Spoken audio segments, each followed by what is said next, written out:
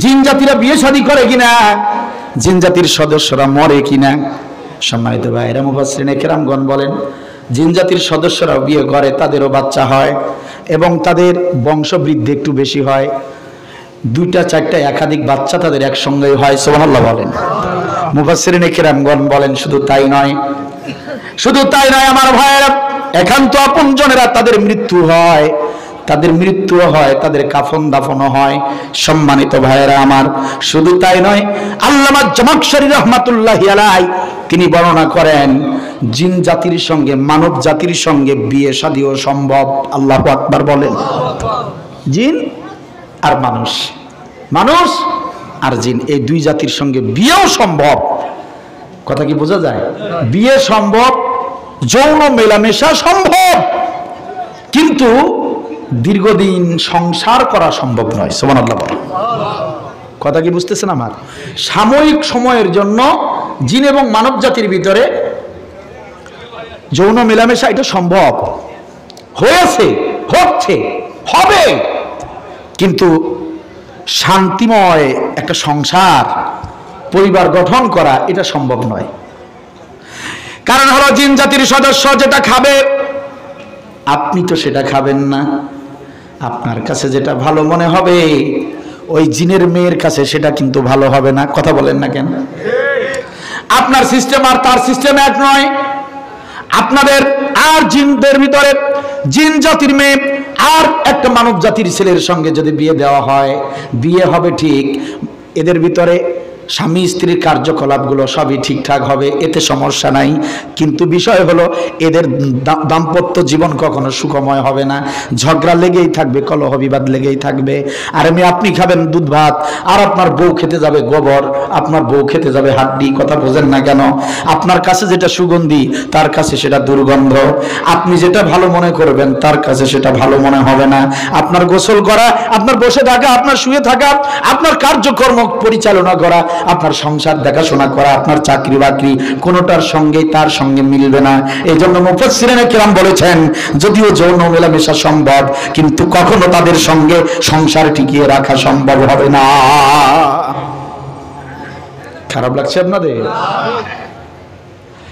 হযরতে সুলাইমান আলাইহিস সালাম নাম শুনছেন আপনারা? সুলাইমান আলাইহিস সালাম, তার স্ত্রীর নাম ছিল বিলকিস, রানী বিলকিস। নাম শুনেন নাই? সাবা নগরীর রানী ছিলেন বিলকিস। আপনারা জেনে খুশি হবেন বিলকিসের আব্বা ছিল মানুষ, মা ছিল জিন জাতির মেয়ে। চিল্লাবেন আল্লাহু আকবার। তাফসিরে মারিফুল কুরআন খুলে দেখেন, তাফসিরে মারিফুল কুরআন সেখানে এসেছে, মুফাসসির লিখেছেন যে বিলকিসের আব্বাজানের নাম ছিল শাহর আলী অথবা বাদশাহ বলকান। কথা কি বোঝা যায়? বিলকিসের বাবার নাম শাহর আলী অথবা বাদশাহ বলকান। ইনি ছিলেন সাবা নগরীর রাজা। এই বাদশাহ বলকান বড় ক্ষমতাধর ছিল। বিলকিসের বাবা, রানী বিলকিসের বাবা যিনি, তিনি খুব প্রভাবশালী ব্যক্তি ছিলেন এবং তিনি যৌবনে পদার্পণ করেই তিনি শপথ করেছিলেন বিয়ে যদি করতেই হয় পরীকে বিয়ে করব। মানে জিন জাতির মেয়েকে আমরা কি বলি? হ্যাঁ, জিন জাতির মেয়েকে বিয়ে করব, মানুষের মেয়ে বিয়ে করব না। সুবহানাল্লাহ বলে। এই মেয়ে জিনকে বিয়ে করার জন্য, জিন জাতির মেয়েকে বিয়ে করার জন্য বাদশাহ বলকান কি করে নাই? বড় বড় আলেমদেরকে ধরেছে, বড় বড় কবিরাজ ধরেছে, বড় বড় জাদুকরের কাছে গিয়েছে। কত টাকা লাগে, কত স্বর্ণ মুদ্রা লাগে, নেন, একটা জিনের মেয়ের সঙ্গে আমার বিয়ে করিয়ে দেন। কিন্তু জিনের মেয়ে কোথায় পাবে? সম্মানিত ভাইয়েরা আমার, একজন বয়োজ্যেষ্ঠ একজন ধার্মিক ব্যক্তি বললেন, ও বাদশাহ বলকান, ও শাহর আলী, তুমি এভাবে জিন জাতির মেয়েকে বিয়ে করতে পারবে না। তুমি যদি জিন জাতির মেয়েকে বিয়ে করতে চাও তাহলে নির্জন জায়গাগুলো খুঁজতে থাকো, পৃথিবীর প্রত্যন্ত জায়গাগুলো, যে জায়গায় কোনো মানুষজন নাই মানুষজন থাকে না, যে জায়গাগুলোতে কোনো ধরনের লোকালয় নাই, কোলাহল নাই, এমন নির্জন জায়গাগুলোতে তুমি যাবা, বড় বড় বনের গভীর জায়গায় ঢুকে পড়বা, বিভিন্ন পাহাড় পর্বতের গুহার ভিতরে ঢুকতে থাকবা।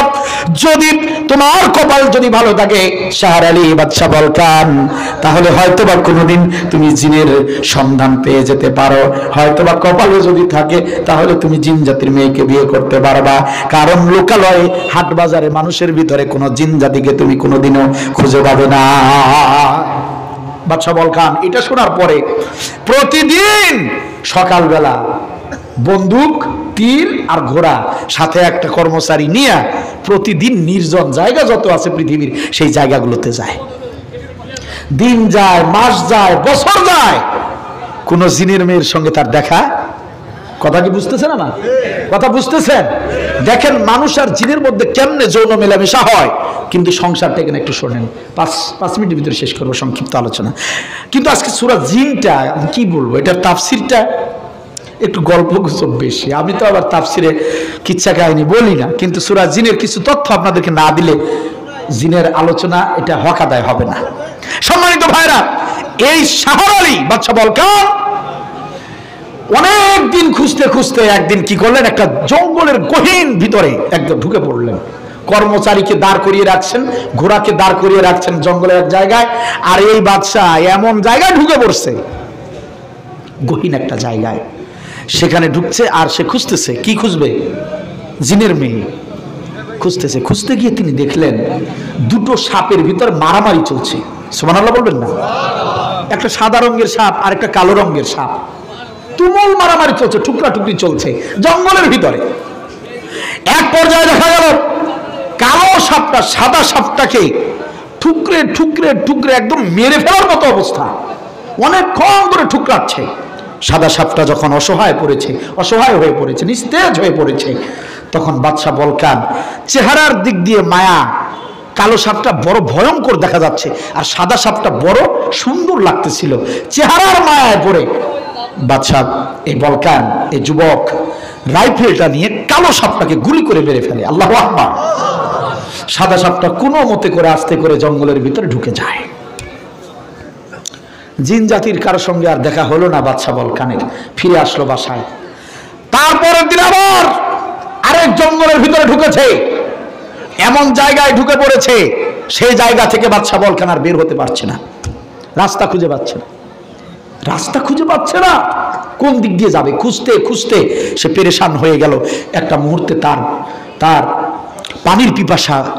পানির পিপাসায় সে আর্তনাদ শুরু করে দিল, হাহাকার শুরু করে দিল, পানি পানি করে চিৎকার শুরু করে দিল। বাদশা বলকান পানি পানি করে একটা জায়গায় পড়ে গেল, মুমূর্ষ অবস্থা, মরে যায় এমন একটা অবস্থায় বাদশা বলকান কোনো মতে শুধু নিঃশ্বাস নিচ্ছে আর পানি পানি করছে।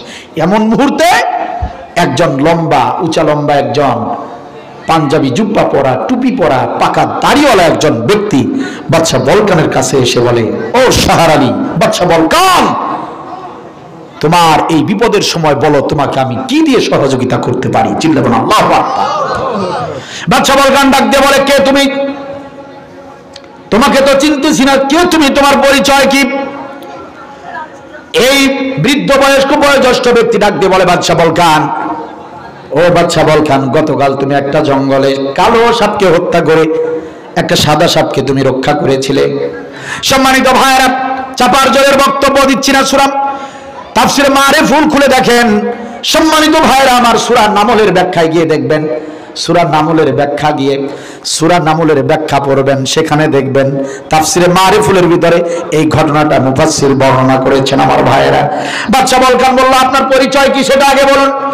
এবার এই বয়োজ্যেষ্ঠ মুরব্বী ডাক দিয়ে বলে, ও বাদশা বলকান, গতকাল তুমি একটা সাদা সাপকে রক্ষা করেছিলে, কালো একটা সাপকে গুলি করে হত্যা করেছিলে, তুমি যাকে বাঁচিয়েছিলে ওই সাদা সাপটাই হলাম আমি। আসলে আমি মানব জাতির কেউ নই, আমি হচ্ছি জিন জাতির বর্তমান বাদশাহ। সুবহানাল্লাহ বলবেন না? যখনই সম্মানিত ভাইয়েরা আমার, যখনই এই বাদশা বলকান পরিচয়টা শুনেছে উনি জিন জাতির বাদশা, মুফাসসির লেখেন এই যে পানির পিপাসায় মরে যাওয়া অবস্থা বাদশা বলকান, যখনই তিনি শুনলেন ইনি জিনের বাদশা, এ কথা শোনার সঙ্গে সঙ্গে অটোমেটিকলি তিনি পানির কথা ভুলে গিয়েছেন। পানির পিপাসা আর নাই। সারা জীবনের তপস্যা, আজকে জিন জাতিকে পেয়েছি সামনে, পানির কথা একদম ভুলে গিয়েছে। সুবহানাল্লাহ বলবেন না? বলো কি চাও তুমি? তুমি আমার জীবন রক্ষা করেছো, তুমি আর যা চাইবে আমি তোমাকে তাই দেব। সুবহানাল্লাহ বলবেন না? এবার ইয়া বলেছে বাদশা বলকান, শাহর আলী বলছে, হুজুর আগে বলুন, বাদশা আগে বলুন, আপনাকে কেন মারতে চেয়েছিল কালো সাপ? ওটা কে ছিল? এবার বাদশা, জিনের বাদশা বলে, কালো সাপটা ছিল আমার রাজ্যের সেনাপতি। কিছুদিন আগে আমার সুন্দরী যুবতী এক মেয়ে আছে সুমাইয়া, তার সঙ্গে আমি বিয়ে ঠিক করেছিলাম। বিয়ে ঠিক করার পর জানতে পারলাম আমার সেনাপতির অনেক বদ অভ্যাস, মাদকাসক্ত, এবং সে নর্তকী নিয়ে রাত কাটায়, খারাপ চরিত্র। এটা জানার পর আমি তাকে না করে দিয়েছি যে আমার মেয়েকে দিয়ে তার বিয়ে হবে না। এরপরেও তার পরিবার থেকে আমাকে চাপ দেওয়া হয়েছে, বারবার বিয়ের প্রস্তাব দেওয়া হয়েছে। পরে আমি তাদের সঙ্গে খারাপ ব্যবহার করেছি, অপমান করে তাড়িয়ে দিয়েছি, এবং আমি বলেছি আমার জীবন থাকতে আমি আমার মেয়েকে এমন বদ চরিত্রের ছেলের কাছে তুলে দিব না। কিন্তু এই সেনাপতির মনে যে এই ছিল আমি তো জানি না। সেনাপতি আমাকে বন জঙ্গল পরিদর্শনের কথা বলে আমাকে গহীন জঙ্গলে এনে আমাকে হত্যা করার চেষ্টা করছিল, আর তুমি সেই সময় এসে বাঁচিয়েছো। সুবহানাল্লাহ বলে। সম্মানিত ভাইয়েরা আমার, বাদশা বলকান যখনই শুনেছেন সুন্দরী মেয়ে আছে নাম সুমাইয়া, আল্লাহু আকবার কোন, সুমাইয়া নামটা যখন শুনেছে বাদশা বলকান এবার তো আরো খুশিতে আটখানা হয়ে গিয়েছে। এবার বাদশা, জিনের বাদশা ডাক দিয়ে বলে, বাদশা বলকান শাহর আলী, হে যুবক বলো তুমি কি চাও? এবার বাদশা বলকান ডাক দিয়ে বলে, ও জিনের বাদশা, সে আর কি লাভ হবে, চাইলে তো আর পাবো না, তুমি তো দিতে চাইলেও দিবা না। জিনের বাদশা তো রেগে গিয়েছে, কি বলো তুমি? আমি জিনের বাদশা, আমার জবান একটাই, আমি যদি তোমাকে কোনো কিছু দিতে চাই তাহলে অবশ্যই সেটা আমি তোমাকে দেব, ওয়াদা কখনো আমি খেলাপ করব না। বলো রে বলো, ও যুবক বলো তুমি কি চাও? এবার বাদশা বলকান ডাক দিয়ে বলে, সত্যি কি আমি যেটা চাইবো সেটা দিবেন? বাদশা বলে, হ্যাঁ অবশ্যই দিব, যদি আমার কাছে সেই জিনিসটা থাকে, আমার সাধ্যে যদি থাকে। কথা দিলাম রে যুবক, কথা দিলাম, তুমি চাইতে দেরি হবে, তুমি পাইতে দেরি হবে না। চিল্লায় বলেন সুবহানাল্লাহ। বাদশা বলকান ডাক দিয়ে বলে, ও জিনের বাদশা, আপনি কিন্তু কথা দিয়েছেন, আপনি কিন্তু ওয়াদা করেছেন যে হ্যাঁ ওয়াদা করেছি, তুমি বলো। এবার ডাক দিয়ে বলে, ও জিনের বাদশা, জিনের বাদশা, একটা বছর নয়, দুইটা বছর নয়, কয়েকটা বছর ধরে ধরে আমি বন জঙ্গলে খুঁজতেছিলাম জিন জাতির কারো সঙ্গে পরিচিত হব। আজকে হয়ে গিয়েছি, আমার অনেক দিনের সাধনা, আমি জিন জাতির মেয়েকে বিয়ে করব। আমি চাই আপনি যদি আপনার জীবন বাঁচানোর ঋণটা যদি শোধ করতে চান, তাহলে আপনার যে সুন্দরী কুমারী মেয়ে আছে সুমাইয়া, আপনি তো নিজ মুখেই বললেন আপনার মেয়ে সুমাইয়াকে আমি বাদশার হাতে তুলে দিতে হবে। বাদশা বলে, এটা সম্ভব নাকি? তুমি মানুষ, তুমি হচ্ছে মানুষ, আমার মেয়ে হচ্ছে জিন, এটা সম্ভব না। আমি জানতাম যে আপনি কথা রাখবেন না, ওয়াদা খেলাপ করবেন, ওটা আমি জানতাম। এই যুগে মানুষরা কখনো মানে ইয়া করে না, কৃতজ্ঞতা প্রকাশ করে না। এই যুগে উপকারীর উপকার কেউ করে না, পারলে বাঁশ দেয়। জিন জাতিতে আরো খেপে গেল, বলো কি তুমি? যুবক কি বলতে চাও তুমি? যে আপনি কথা দিয়েছেন আপনার মেয়েকে আমাকে দিতে হবে, আপনি ওয়াদা করেছেন আমি যা চাবো তাই দিবেন। ঠিক আছে, তবে শোনো, একটা বার ভেবে দেখো, বিয়ের পর আমার মেয়ের কাছে যেটা ভালো লাগবে তোমার কাছে ভালো লাগবে না। তোমার চলাফেরা আমার মেয়ের চলাফেরা আকাশ পাতাল ব্যবধান হবে। যুবক ভেবে চিনতে ভাবো, ভেবে চিনতে সিদ্ধান্ত নাও। চিন্তা ভাবনার কিচ্ছু নাই। আমি জীবনে বিয়ে করলে জিনকেই বিয়ে করবো, নাহলে তো করবোই না, ভাবা চিন্তার আর কি আছে? ও যুবক, তাহলে শোনো একটা শর্ত, আমার মেয়েকে তোমার হাতে তুলে দেব, বিয়ের অনুষ্ঠান করে সুন্দর করে তোমার হাতে তুলে দিব, আমি আমার ওয়াদা রক্ষা করব। কিন্তু যুবক রে, একটা শর্ত ভালো করে শুনে নাও, আমার মেয়ের সঙ্গে যদি কখনো চলাফেরা আচার ব্যবহার নিয়ে যদি কখনো লেগে যায়, কলহ বিবাদ যদি তৈরি হয়ে যায়, যদি আমার মেয়ের কাছে কোনো ধরনের ব্যাখ্যা চাও, কারণ জানতে যদি চাও, কেন তুমি এই কাজ করলা, কেন এই কাজ তুমি করলা না, এরকম ধরনের কোনো প্রশ্ন যদি আমার মেয়েকে তুমি করো, তাহলে ওই দিন আমার মেয়ের সঙ্গে তোমার ডিভোর্স হয়ে যাবে, তালাক হয়ে যাবে। আমি আমার মেয়েকে আমার রাজ্যে নিয়ে চলে আসব। এই শর্তটা মানো যদি, তাহলে এই বিয়েটা হবে। শর্ত না মানলে আমি আমার মেয়েকে এভাবে তোমার হাতে তুলে দেব না। শ্বশুর আব্বা আপনি চিন্তা করেন না, আপনার মেয়ে যেইটা বলবে সেটা। আপনার মেয়ে যদি কয় দিনকে যদি রাত কয়, আমি ওটাই রাত করবো। সুবহানাল্লাহ কন। আপনার মেয়ে যা ইচ্ছা করবে, আমি জীবনেও বলবো না এটা কেন করছো। কথা কি বুঝতেছেন? আমি বিয়ে করবোই জিন, ব্যাস বিয়ে হয়ে গেল। 1 বছরের মাথায় একটা বাচ্চা হয়েছে। সুবহানাল্লাহ বলবেন না? বাদশা বলকান, কার কথা বলতেছি? বিলকিস রানীর বাবা, সুলাইমান নবীর শ্বশুর। 1 বছরের মাথায় একটা ছেলে হয়েছে। সুবহানাল্লাহ বলেন। এই ছেলেকে কি করেছে জানেন? এই ছেলেটা যখন বয়স 6 মাস থেকে 8 মাস, এমন সময় ছেলেটাকে বাদশা বলকানের কোল থেকে স্ত্রী সুমাইয়া, সুন্দরী রূপবতী জিন, বুঝেন তো, জিনরা তো সুন্দরী বেশি হয়ে থাকে। এই জিন মহিলা বাদশা বলকানের স্ত্রী তার স্বামীর কোল থেকে বাচ্চাটা নিয়ে ঢিল দিয়েছে একটা জঙ্গলের দিকে, বাগান বাড়ি। জঙ্গলের ভিতর থেকে একটা কুকুর এসে খপ করে বাচ্চাটাকে মুখের ভিতরে নিয়ে চলে গিয়েছে। নাউজুবিল্লাহ বলে। বাদশা বলকান, শাহর আলী সেদিন শুধু চোখের পানি ফেলেছেন, প্রশ্ন করতে পারেন নাই, সুমাইয়া নিজের গর্ভ থেকে যে সন্তান জন্ম নিয়েছে, সেই সন্তানকে তুমি কেমনে পারলা কুকুর দিয়ে খাওয়াতে? প্রশ্ন করতে পারে নাই। প্রশ্ন করলেই বউ তালাক। নীরবে নিবৃতে শুধু কাঁদে বাদশা শাহর আলী, নীরবে নিবৃতে কাঁদে। সম্মানিত ভাইয়েরা, ঠিক মতো খায় না, ঠিক মতো ঘুমায় না। বাদশা বলকান বড় পেরেশান, ঠিক মতো রাজ্যের কাজকর্ম পরিচালনা করে না, রাতের বেলা বিছানায় ঘুমায় না, শয় না। সুমাইয়া একদিন ডাক দিয়ে বলে, প্রাণের স্বামী গো, একটা সন্তান গিয়েছে, আল্লাহ তুলে নিয়েছেন, তাতে কি হয়েছে? তাই বলে কি আপনি ঘুমাবেন না? তাই বলে কি আপনি সংসার করবেন না? ও আমার প্রাণের স্বামী, আপনি কেন বুঝেন না? আসেন বিছানায় যাই। একটা সন্তান গিয়েছে, তাতে কি হয়েছে? আমি আপনাকে আরো সন্তান উপহার দিতে চাই। সম্মানিত ভাইয়েরা, আরো 1 বছরের মাথায় আরেকটা সন্তান চলে আসলো। সুবহানাল্লাহ বলেন।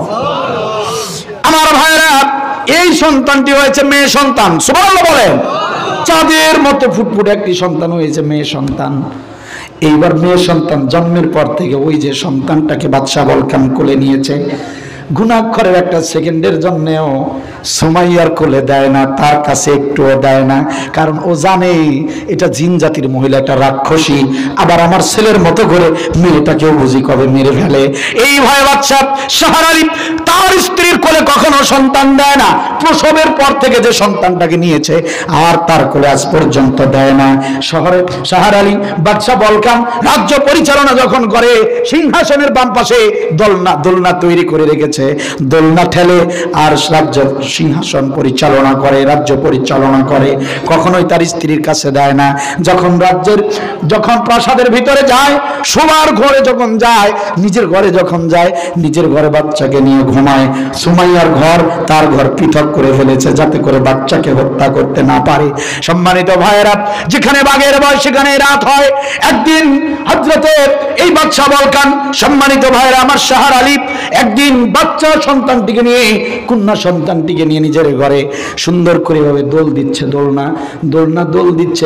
দোলনা দোলাতে দোলাতে কখন নিজের অজান্তেই ঘুমিয়ে পড়েছে। বাদশা জানে না, ঘুমিয়ে পড়েছে, দোলনার কাছে মাথাটা হেলান দিয়ে ঘুমিয়ে পড়েছে। এই সুযোগটা সুমাইয়া কাজে লাগিয়েছে। সুন্দর করে রুমের ভিতরে এসে একটা দিয়াশলাইয়ের ম্যাচ, একটা কাঠি জ্বালিয়ে আগুনটা দোলনার ভিতরে, এভাবে দোলনার ভিতরে আগুনটা লাগিয়ে দিয়েছে। আগুনটা যখন এই মেয়ে সন্তানের কাপড় চোপড়ে কাপড় চোপড়ে যখন ধরেছে, এই আগুনটা যখন দোলনাকে ঘিরে ফেলেছে, দাউ দাউ করে যখন আগুন ধরেছে, আগুনের তাপ যখন বাদশাহ বলকানের গায়ে লেগেছে, বাদশাহ বলকান ঘুম থেকে জাগ্রত হয়েছে, চমকে উঠেছে। বাদশাহ বলকান চমকে ওঠার পর তাকিয়ে দেখেন এই মেয়েটি কন্যা সন্তানটিকে আগুনে ছেয়ে ফেলেছে এবং চোখের সামনে সে আগুন বাচ্চা মেয়েটাকে পুরো ছারখার করে দিয়েছে। চিল্লায় বলেন আল্লাহু আকবার। মেয়েটা পুরো ছাই হয়ে গিয়েছে। আমার ভাইয়েরা, এই দৃশ্য দেখার পরে বাদশাহ বলকান পাগলের মতো হয়ে যায়। বাদশাহ বলকান আরো সেন্সলেস হয়ে যায়, অজ্ঞান হয়ে যায়, এই হুঁশ ফিরে অজ্ঞান হয়ে যায়। এরপরে পাগলের মতো ঘোরাফেরা শুরু করেছে, রাজ্য ছেড়েছে, বনে জঙ্গলে ঘুরে বেড়ায় পাগলের বেশে। সম্মানিত ভাইয়েরা আমার, একান্ত আপনজনেরা আমার, এই মুহূর্তে অন্য দেশের বাদশা খবর দিয়েছে, চিঠি পাঠিয়েছে, এই বাদশার সমস্ত রাজ্য তারা দখল করে নেবে। যুদ্ধের ঘোষণা এসেছে। বাদশা বলকানের এই দুর্বল অবস্থায় যুদ্ধের ঘোষণা এসেছে বাহির দেশ থেকে। এইবার যুদ্ধের ঘোষণা আসার কারণে বাদশা বলকান এবার সে খেপে গিয়েছে। বলেছে ডাক দিয়ে, আমার সৈন্যরা, আমার প্রতিবেশী যে রাজ্যের বাদশা আমার দিকে ভয়ে কখনো চোখ তুলে তাকাতে পারে না, সে আমার দেশ দখল করতে চেয়েছে। এটা তো মেনে নেওয়া যায় না। ভেবেছে আমার সন্তান হারিয়েছি, আমার ছেলেকে হারিয়েছি, আমার মেয়েকে হারিয়েছি, আমি বুঝি অসহায় হয়ে গিয়েছি, আমি বুঝি দুর্বল হয়ে গিয়েছি। আমি দুর্বল হয়েছি ব্যক্তিগতভাবে, কিন্তু আমার রাষ্ট্রীয় ব্যাপারে আমি কোনো ছাড় দিতে রাজি নই। কারণ আমার রাষ্ট্রের যতগুলো মানুষ আছে তাদের জানমালের নিরাপত্তা দেবার দায়িত্ব আমি বাদশাহ শাহর আলীর। চিল্লায় বলেন সুবহানাল্লাহ। বাদশাহ শাহর আলী আবার জেগে উঠেছে। না, আমি ছেলে মেয়ের শোকে বনে জঙ্গলে এসেছি ঠিক আছে, কিন্তু আমার জাতি, আমার রাষ্ট্রের লোকদেরকে মেরে আমার রাষ্ট্রকে দখল করবে প্রতিবেশী দেশ, এটা আমি মানতে রাজি নই। সে বলল, সেনাপতি প্রস্তুতি গ্রহণ করো, যুদ্ধ হবে। আমার সঙ্গে যুদ্ধ করার মজা তাদেরকে আমি বুঝিয়ে দেবো। সুবহানাল্লাহ বলেন। যুদ্ধের ময়দানে গিয়েছে, অনেক ঘটনা শেষ করে দিচ্ছি। যুদ্ধের ময়দানে যাবার পর স্ত্রীর সাথে গিয়েছে সুমাইয়া। যাবার পর এই শাহর আলীর সৈন্যদের যত পানির ট্যাঙ্কি ছিল, এই সমস্ত পানির ট্যাঙ্কিগুলো খুলে দিয়েছে। রাতের গভীরে সুমাইয়া যে পানি খেয়ে যুদ্ধ করবে সৈন্যরা, রাতের গভীরে ট্যাঙ্কির সব মুখ খুলে দিয়েছে, পানি সব শেষ। ফজরের সময় সৈন্য এসে বলে, বাদশা নামদার শাহর আলী, সর্বনাশ, কি হয়েছে? আমাদের কোন ট্যাঙ্কির পানিতে কোন ট্যাঙ্কিতে পানি নেই, সব খালি হয়ে গিয়েছে। কেন? তোমরা কি পাহারায় ছিল না? যে হ্যাঁ ছিল। কারা ছিল? তাদেরকে ডাকো। দুজনকে আনা হয়েছে। কিভাবে তোমরা পাহারা দেওয়ার পরে পানি ছেড়ে দিল? নিশ্চয় শত্রু বাহিনী এসে পানি ছেড়ে দিয়েছে। তোমরা কোথায় ছিলে? তোমরা কি পাহারা দাওনি? সৈন্য দুজন বলেছে, বাদশা নামদার, আমাদের কোনো দোষ নাই। কথা বলবেন না। আমাদের কোনো দোষ নাই। রাতের গভীরে আপনার স্ত্রী মহারানী সুমাইয়া আমাদের কাছে এসে বলল, পানির ট্যাঙ্কি সব পানি ছেড়ে দাও। আমরা বলছি না, জীবন থাকতে ছাড়বো না। ঠিক আছে, তাহলে জীবনটাই নিব তোমাদের। এ কথা বলে এমন একটা ঝাপটানি দিল বাদশা নামদার, বিশাল একটা মানুষ, তার কতগুলো পাখা, সুবহানাল্লাহ বলে, আমাদেরকে মেরেই ফেলবে। এমন দানব আকৃতির চেহারা দেখে আমরা তো অজ্ঞান হয়ে গিয়েছিলাম। আর সেই সুযোগে মহারানী সব পানি ছেড়ে দিয়েছে। এবার বাদশা নামদার, বাদশা বলকান এবার খেপে গিয়েছে। কেন খেপেছে? আমার ছেলেকে তুমি হত্যা করেছো, কিছু বলি নাই। মেয়েকে হত্যা করেছো, কিছু বলি নাই। কিন্তু এইবারের বিষয়টা আমার পারিবারিক বিষয় নয়, এইবারের বিষয়টা আমার দেশের জনগণের জীবন নিয়ে সিনেমিনি খেলার অধিকার সময় আর থাকতে পারে না। ঠিক কিনা বলে? এবার বাদশা বলকান খেপে গিয়েছে দেশের মানুষের জন্য।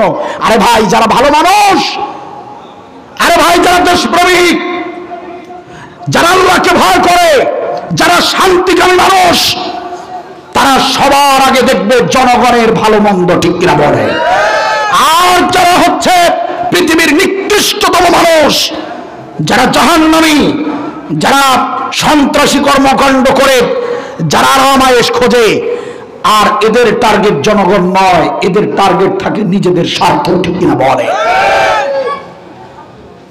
ইতিহাস সাক্ষী দেয়, যত রাষ্ট্র পরিচালক পৃথিবী দেশে ছিল, প্রেসিডেন্ট যারা ছিলেন, তারা ভালো নেককার যারা ছিলেন, তারা সবার উপরে জনগণের ভালো মন্দ বিচার করেছেন, জনগণের কারণে নিজেদের জীবন বিসর্জন দিয়েছেন। আবার পৃথিবীতে এমন কিছু রাষ্ট্রপ্রধান এসেছে এমন কিছু রাষ্ট্রপ্রধান এসেছে যারা জনগণের ভালো কি মন্দ সেদিকে তাকায় না। জনগণ না খেয়ে মরলেও কোনো সমস্যা নাই, জনগণ যা হয় হোক, আমার ক্ষমতা থাকলেই সব ঠিক। ঠিক কিনা বল? বাদশা বলকান কি বলেছে দেখুন, সুমাইয়াকে বলেছে, সুমাইয়া আজ তোমার রেহাই নাই, তোমাকে আজ বলতেই হবে, তোমাকে আজ আমি সত্যি তালাক দিয়ে দেবো। আল্লাহু আকবার। কারণ তোমাকে প্রশ্ন করলেই, ব্যাখ্যা চাইলেই এমনিতেই তালাক। আমি তোমাকে আজ তালাক দিব, তার আগে বলো তুমি আমার ছেলেকে মেরেছো, মেয়েকে মেরেছো, আমার জাতিকে নিয়ে, আমার জনগণকে নিয়ে কেন তুমি এই সিনেমিনি খেলছো, বলো তুমি। এবার সুমাইয়া মিষ্টি হাসি দিয়ে বলে, প্রাণের স্বামী, এই যে দেখুন আমি কত সুন্দর সাজগোজ করেছি আজ। আমি আজকে সাজগোজ করে আছি এজন্য যে আমি আজ বাপের বাড়ি চলে যাব। এটাও আমি জানি আজকের দোষ আপনি বরদাস্ত করবেন না, আজকে আমাকে আপনি কাঠগড়ায় দাঁড় করাবেন, এটা আমি ভালো করেই জানি। আমি প্রস্তুত হয়ে আছি প্রাণের স্বামী, আজ তো আমি জিনের রাজ্যে চলে যাব। শুধু বলে যাই সম্মানিত প্রাণের স্বামী, আমার আব্বাজান বলেছিল বিয়ে করা সম্ভব কিন্তু সংসার সম্ভব হবে না, কারণ আমার কাছে যেটা ভালো মনে হয় আপনার কাছে সেটা ভালো মনে হয় না। যে ছেলে সন্তানটিকে আপনার কোল থেকে কুকুরকে দিয়েছিলাম, ওই কুকুর তো কুকুর ছিল না গো স্বামী, ওই কুকুরটা ছিল আমার আপন বড় ভাই। সুবহানাল্লাহ বলেন। মামা এসেছে ভাগনাকে আদর করার জন্য, আপনি তো জানেন না, আপনি তো চেনেন না, আমি তো দেখেছি, আমি তো চিনেছি। আমি ভাইকে বলেছি, ভাই দাঁড়া, বাচ্চাটিকে দিতেছি, আবার তুই দুদিন পরে বাচ্চাটাকে দিয়ে যাবি। আরে নানার বাড়ি বাচ্চা যাবে, এটাই তো স্বাভাবিক। আমি আমার ছেলেটাকে তার মামার হাতে তুলে দিয়েছি, কিন্তু তুমি ভেবেছো তাকে আমি হত্যা করেছি। প্রাণের স্বামীরে হত্যা করি নাই। কোন স্ত্রী, কোন মা তার সন্তানকে হত্যা করতে পারেনি। বাদশা বলকান বলে, তাহলে ছেলেটাকে ফিরাইয়া দাও। এবার সুমাইয়া বলে, বাদশা শাহর আলীর স্বামী, আমাকে মাফ করো, আমাকে ক্ষমা করে দাও। আসলে দোষ আমারও না, আমার পরিবারের লোকদেরও না। আমার সন্তানটি যখন তার নানার বাড়ি যায়, যাওয়ার পর থেকে ভীষণ জ্বর আর সর্দি লেগে যায়। আমার আব্বা যা অনেক বড় বড় কবিরাজ দেখিয়েছে, হেকিম দেখিয়েছে, কিন্তু আল্লাহর মাল আল্লাহ নিয়ে গিয়েছে, হায়াত ছিল না। প্রাণের স্বামী মাফ করে দাও, মাফ করে দাও। আমার বাবা মা তোমার সন্তানটিকে বাঁচাতে পারে নাই। এবার শাহরের রাখতে বলে, প্রাণের বিবিরে তাহলে বলো, আমার ফুটফুটে চাঁদের মতো মেয়েটা, তাকে তুমি কেন আগুন দিয়ে জ্বালিয়ে পুড়িয়ে দিলে, এটার ব্যাখ্যা তুমি কি দিবে? সুমাইয়া ডাকতে বলে, প্রাণের স্বামীরে, ও প্রাণের স্বামী শাহর আলী, না না না, তোমার কলিজার টুকরা সন্তান মেয়েটিকে আমি তো পুড়িয়ে দিতে পারি নাই, আমি তো তাকে জ্বালিয়ে দেই নাই। আপনি যেটা দেখেছেন সেটা ভুল দেখেছেন। আমি তো আপনার মেয়েটাকে আমি আমার বাবার বাড়িতে পাঠিয়ে দিয়েছি। আমার মা বারবার বলছিল, আমার বাবা বারবার বলছিল, সুমাইয়া রে সুমাইয়া, না না, তোমার মেয়েকে এইভাবে যদি তোমার স্বামীর কাছেই দিয়ে থাকো, তোমার স্বামী তো মেয়েটাকে ছাড়া কিচ্ছু বোঝে না। একটা সেকেন্ডের জন্য মেয়েটাকে তোমার কোলে দেয় না, কারো কোলেই দেয় না। তোমার ওই মেয়েটাকে নিয়ে যদি তোমার স্বামী, মানে আমাদের জামাই যদি এই মেয়েটাকে নিয়ে যদি রাজ্য পরিচালনা করে, এই মেয়েটাকে নিয়ে যদি সমস্ত কাজকর্ম করে, তাহলে তো তোমার মেয়ের লেখাপড়া হবে না, তোমার মেয়ের জ্ঞান বিদ্যায় খুব হয়ে যাবে, কম হয়ে যাবে, জ্ঞান বিদ্যায় ছোট হয়ে যাবে। তোমার মেয়ের তো তেমন লেখাপড়া ভালো হবে না, কারণ তার বাবার সঙ্গে যদি এভাবে থাকে তাহলে মেয়েটা মানুষ হতে পারবে না। ঠিক কিনা বলেন? এজন্য আমার আব্বা আম্মা বলেছে, সুমাইয়া, তোমার মেয়েটাকে কৌশলে শুধু আমাদের রাজ্যে পাঠাও। যেহেতু তোমাদের ছেলেটা মরে গেছে, চিকিৎসা করার পরেও বাঁচাতে পারি নাই, পরবর্তী যে মেয়েটা হলো, মেয়েটাকে পাঠাও। এই মেয়েটাকে এমন ভাবে আমরা মানুষ করব, জিনের রাজ্যে এমন ভাবে গড়ে তুলব যে তোমার স্বামী শাহর আলীর মৃত্যুর পর ওই রাজ্যটাকে পরিচালনা করার মতো যোগ্যতা আমি তাদের গড়ে তুলব। চিল্লায় বলেন সুবহানাল্লাহ। তোমার স্বামী মরে গেলে এই তোমার মেয়ে তোমাদের ওই রাজ্য পরিচালনা করার মতো যোগ্যতা হবে, এমন ভাবে গড়ে তুলব। সুবহানাল্লাহ বলেন। এজন্য আমি আমার মেয়েটাকে, আপনি দেখেছেন আগুন ধরিয়ে দিয়েছি না, বরং আমি আমার মেয়েটিকে আমি আমার বাবার বাসায় পাঠিয়ে দিয়েছি। প্রাণের স্বামী, আমি তো আমার মেয়েকে হত্যা করি নাই। সাহারানি ডাকতে বলে, প্রাণের বিবিরে সুমাইয়া, তাহলে বলো দেখি আমার মেয়েটা কোথায়? আমার মেয়েটাকে এক্ষুনি আমার কাছে তুমি দিয়ে যাও। সুমাইয়া ডাকতে বলে, প্রাণের স্বামী, অবশ্যই আপনার আমানত আজকে আমি আপনাকে ফেরত দেব। প্রাণের স্বামী আমার, আপনার মেয়েটাকে ফেরত দিব। অবশ্যই ফেরত দেবার আগে আজকের ঘটনাটা আপনাকে বলে, আপনি তো কিছুই জানেন না। আপনি ভেবেছেন আপনার জনগণকে আমি হত্যা করার জন্য, মেরে ফেলার জন্য, যুদ্ধে পরাজিত করার জন্য পানি ছেড়ে দিয়েছি। ও আমার প্রাণের স্বামী বাদশাহ শাহর আলী, আপনি আমাকে বিয়ে করার পরে আপনার সেনাপতি আমাকে কুপ্রস্তাব দিয়েছিল, আমি তার গালে একটা থাপ্পড় মেরে দিয়েছিলাম। আপনাকে আমি এসব বলি নাই, কিন্তু আমি নজরে রেখেছি, যেহেতু আপনার সেনাপতি আমার উপর লোভ করেছিল, তাকে থাপ্পড় মেরেছি। সুযোগ পেলে এই সেনাপতি আপনার ক্ষতি করবে, এই জন্য আমি সবসময় সেনাপতির উপর নজর দিয়ে রেখেছিলাম। আমি দেখতে পেলাম, আমি লিল্লাহ তাকবীর, আমাদের আজকের প্রধান আকর্ষণ চলে এসেছেন, আলহামদুলিল্লাহ বলেন। আমাদের প্রধান মেহমান চলে এসেছেন, আলহামদুলিল্লাহ। লিল্লাহ তাকবীর, লিল্লাহে তাকবীর, আলহামদুলিল্লাহ। এখনো যারা বাহিরে আছেন ভিতরে আসেন। সম্মানিত ভাইরা শুনেন, বসেন ভাই, শোনেন, মনোযোগ দেন। যে সেনাপতি যাকে আমি থাপ্পড় মেরেছিলাম, বসেন দাদা, যাকে আমি থাপ্পড় মেরেছিলাম, আমি তার উপর নজরদারিতে রেখেছিলাম।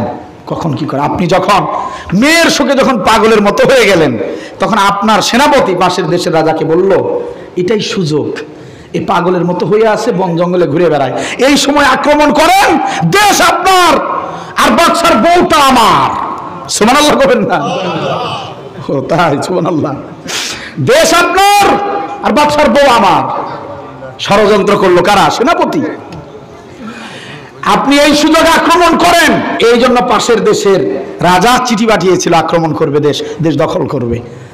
এই জন্য আজকের এই যুদ্ধের এই ময়দানে আপনি এসেছেন। পানির ট্যাঙ্কিতে পানি ভরে রেখেছেন, পাহারাদার রেখেছেন এই গবেটগুলোকে। রাত যখন গভীর, আপনি বাদশা, আপনিও ঘুমিয়েছেন, সবাই ঘুমিয়েছে, আমি ঘুমাই নাই। কেন? সেনাপতি তো ষড়যন্ত্র করতেছে এবং আমাদের সাথেই আছে, সেনাপতির দিকে নজর দিলাম, দেখলাম রাতের গভীরে আপনার এই চাকর বাকর কর্মচারী এরা ঘুমিয়ে পড়েছে, আর সেনাপতি বিষ নিয়ে প্রত্যেকটা পানির ট্যাঙ্কিতে ঢুকিয়ে দিয়েছে, যাতে করে সকালবেলা উঠে আপনার সৈন্যরা পানি পান করবে আর সঙ্গে সঙ্গে মৃত্যুবরণ করবে, যুদ্ধ ছাড়াই আপনাদের পরাজয়। আপনি তো দেখেন নাই, কেউ দেখে নাই, আমি দেখছি। আমি সুমাইয়া, আমি জিন, আমি দেখতে পেরেছি। আমি সারা রাত পাহারা দিয়েছি।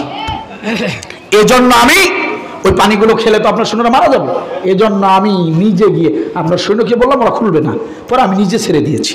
সুবহানাল্লাহ বলবেন না? সম্মানিত ভাইয়ের আমার, এবার সুমাইয়া বলে, প্রাণের স্বামী গো, আমার বাবা বলেছিল সংসার টিকবে না, বিয়ে হতে পারে, সংসার টিকবে না। আজকে তো সেই দিন, আজকে আপনার আমার সঙ্গে বিচ্ছেদ হবে, তালাক হয়ে যাবে। তালাক হওয়ার আগে আপনার মেয়ে, আপনার আমানতকে আপনার কাছে আজ ফিরাইয়া দেব, চিন্তার কোনো কারণ নাই। প্রাণের স্বামী আমার, একান্ত প্রাণের স্বামী আমার, এখন এই মুহূর্তে আমার আব্বা যান আপনার মেয়েকে আপনার সামনে হাজির করবেন। সুবহানাল্লাহ বলেন। মারিফুল কোরআনের ভিতরে লিখেছে মুফাসসির, যখন ওই মেয়েটাকে হাজির করা হলো, ওই মেয়েটাকে দেখে বাদশাহ শাহর আলী এতটা অবাক হয়ে গেল। একবার সুমাইয়ার দিকে তাকায়, একবার মেয়ের দিকে তাকায়, একবার মেয়ের দিকে তাকায়, আরেকবার স্ত্রী সুমাইয়ার দিকে তাকায়। মুফাসসির লেখেন, ওই সুমাইয়ার ফটোকপি সেই মেয়েটার চেহারায় চলে এসেছে। সুমাইয়া দেখতে যেমন সুন্দরী ছিল, অনুরূপ তার মেয়েটাও দেখতে ওরকমই সুন্দরী হয়েছে। বাদশা বলকান ডাক দিয়ে বলে, আমার মেয়ের নাম কি রেখেছো? ডাক দিয়ে বলে, আমার মেয়ের নাম রাখা হয়েছে বিলকিস। সম্মানিত ভাইয়েরা, মুফাসসির লেখেন, বিশ্বের জমিনের প্রথম প্রেসিডেন্ট ছিল বিলকিস, বিশ্বের জমিনের প্রথম রাষ্ট্র পরিচালনাকারী নারী সে ছিল বিলকিস। বিলকিস এত সুন্দরী হবার কারণ হলো তার মা ছিল জিন জাতির। আরেকটা মুফাসসিরিনে কিরামগণ তথ্য দিয়েছেন, বিলকিস একটা মেয়ে মানুষ হয়ে পৃথিবীর প্রথম একজন নারী রাষ্ট্র পরিচালনা করার মতো এমন দক্ষতা কেমনে অর্জন করলো? মুফাসসিরিনে কিরামগণ বলেন, ওই যে জিনের রাজ্যে তার নানার নানি, তার মামারা, তার নানা নানি, তার মামা, তারা তাকে এমন ভাবে গড়ে তুলেছে, বিলকিসের বাবা মারা যাবার পর যেন ওই সাবা নামক নগর বিলকিস রানী যেন চালাতে পারে, পরিচালনা করতে পারে, এমন ভাবেই তাকে শিক্ষা দীক্ষা দিয়ে গড়ে দিয়েছিল। এই জন্যে বিলকিস রানী সাবা নগরী সাহসিকতার সঙ্গে পরিচালনা করেছে। চিল্লায় বলেন আল্লাহু আকবার। সম্মানিত ভাইয়েরা, পরিশেষে একান্ত আপনজনের আমার সূরা জিনের আলোচনা করতে গিয়ে অনেক কথা বলতে হলো। আল্লাহ রাব্বুল আলামিন এই জিন জাতির এই ঘটনা নবীর উপরে নাজিল করে দিয়ে বললেন, নবীজি এই যে দেখুন এই জিনেরা আপনার তিলাওয়াত শুনেছে, এই জিনেরা শুধু তিলাওয়াতই শুনে নাই, বলেছে আমরা আজব এক কোরআন শুনেছি। শুধু তাই নয়, তারা সিদ্ধান্ত দিয়েছে এই কোরআনুল কারীম মানুষদেরকে হেদায়েতের পথে নিয়ে যায় এবং তারা ঈমান এনেছে।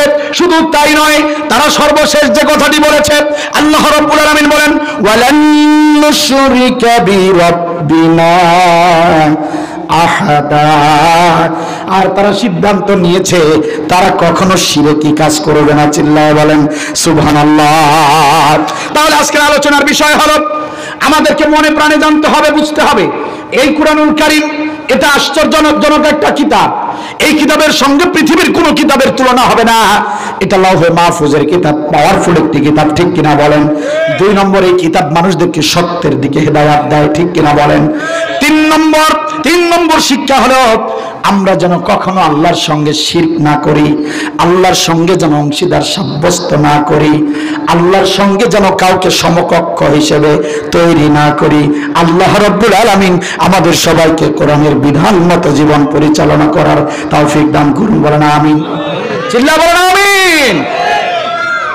সম্মানিত ভাইরা, 2 মিনিট সময় নেব। হযরতুল আল্লাহ রহমাতুল্লাহ আজাদি ভাই, উনি আমার খুব প্রিয় মানুষ, কাছের মানুষ,